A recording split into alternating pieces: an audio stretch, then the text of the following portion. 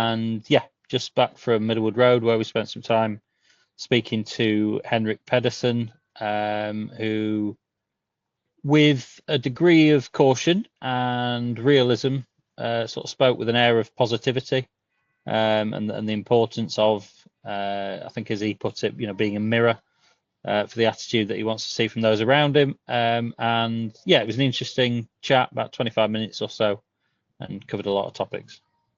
Yeah, some really interesting stuff. We've seen the pieces you've done so far, and a couple of bits from people like Rob Staten as well.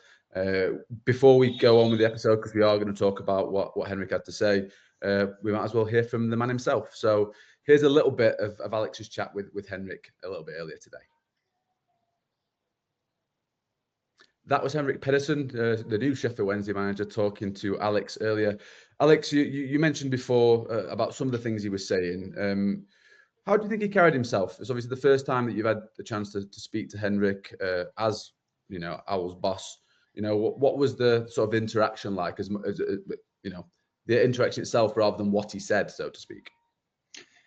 Yeah, as you'd expect, I think. We'd had the opportunity not necessarily to interview him, but certainly, bumped into him once or twice around grounds and all that sort of thing. And I would describe him as a pretty positive person in terms of the way that he puts his messages across.